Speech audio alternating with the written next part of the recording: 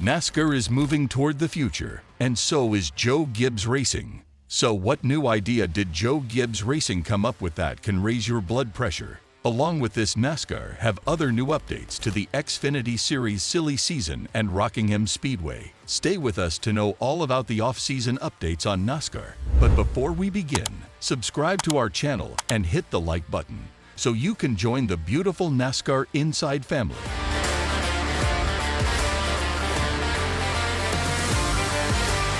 NASCAR is continuing to move forward into the future, and Joe Gibbs Racing has a new electric cup vehicle, giving them an advantage over the rest of the competition. You got that right. An electric version of the Camry TRD was developed by Toyota and JGR. But what's the purpose if this isn't for racing? The sole purpose of the electric Joe Gibbs racing car is for training purposes.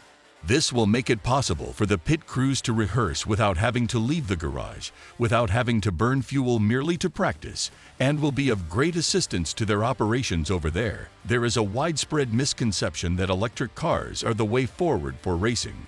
But this won't be the case for a very long time if it ever does. When they jack it up to practice on it, this thing is going to feel just like a next-gen cup car, despite the fact that it looks like one. JGR has accomplished something here that is quite fascinating. Now, there are no plans to implement electric power on NASCAR tracks in the near future. The product that they end up using is the result of a lot of work behind the scenes, some of which take the form of partnerships, sponsorships, and other types of transactions. It is unlikely that Sunoco will willingly relinquish its position as the sport's official gasoline provider anytime soon. Keeping all of this in mind, it is prudent for a group to carry out these actions. This demonstrates adaptability, regardless of the direction that the electric trend takes with the sport, a disposition that is open to development and education. In addition, if it is able to assist in the reduction of the resources that are utilized during practice, then it is a bonus for the team as well. In the year 2024, hybrid powertrains should become more commonplace if all goes according to plan. It's possible that JGR is attempting to get a head start on the latest technological developments. Is this the beginning of a new chapter for Joe Gibbs Racing? Joe Gibbs Racing is entering a new era in the company's long and illustrious history. And it's not only because they're introducing the first electric NASCAR ride. There will be no more Kyle Busch. Both the Candyman and the Mars sponsorship have disappeared now that the company has decided to quit racing for good. However, there is talk that one of their younger drivers is quite talented and will soon be rising up. It goes without saying that we are referring to Ty Gibbs, who is the grandson of Joe Gibbs. After winning the Xfinity Series in 2022, he will move up to the Cup Series with JGR to drive the number 54 car in the following season. This year, he took over for Kurt Busch in the final portion of the race schedule. He was a driver for 2311, racing from Pocono all the way to Phoenix. After this, he will be considered to be in his first year of competition officially. He will have the opportunity to start making an impact right away. It would not be surprising in the least if he showed up and won a couple of races, particularly on the road courses. The next news we have is of Rockingham Speedway getting repaved. The repaving of a racetrack that was used in the early days of NASCAR has been finished, and work is still ongoing to entice NASCAR to return to Rockingham Speedway. In October, the leaders of the Speedway made the announcement that the facility was going to undergo renovations that would cost millions of dollars. The racetrack uploaded a picture to Twitter on Tuesday showing a new coating of asphalt around the sweeping corner of the circuit. The last time NASCAR visited Rockingham Speedway was in 2013 for a Camping Work Truck Series race that was run on its own. Since then, there has been a change in ownership of the track, and as part of the American Rescue Plan, they have been given $9 million. According to an interview that Justin Jones gave to Queen City News, the vice president of operations at Rockingham Speedway stated that the goal is to attract big racing series such as NASCAR, Formula Drift, ARCA, and the Cars Tour.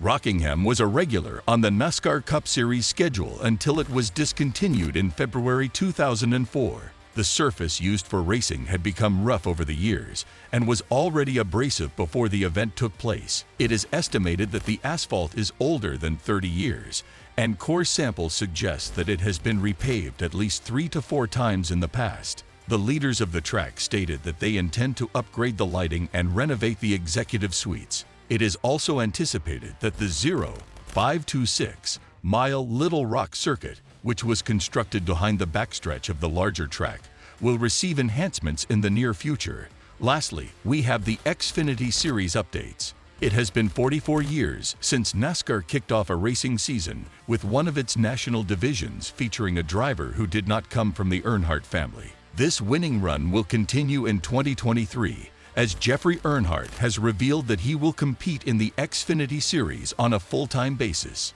The son of Kerry Earnhardt, who is 33 years old, the nephew of Dale Earnhardt Jr., and the grandson of the late Dale Earnhardt, will drive the number 44 Chevrolet for Alpha Prime Racing. Earnhardt stated that the organization is making significant changes to strengthen its program. It's just a good atmosphere to be around these group of guys. Man, they're incredible to work with, and I believe in them 110%. And know that every time we come to the track, they're giving me their all, and I'm gonna do the same back for them. So it's definitely a nice change.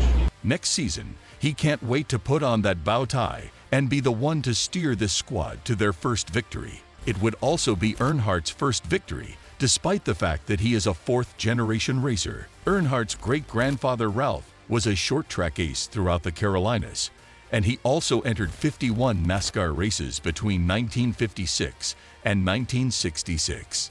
Earnhardt's great-grandfather also raced in the Indy 500, Cup 76 starts, Xfinity 144, and trucks are the three national divisions that Jeffrey Earnhardt has competed in during his time in NASCAR 10. His best finishes have come in the Xfinity Series, where he finished third at Charlotte in 2019 and second at Talladega last year after winning the pole.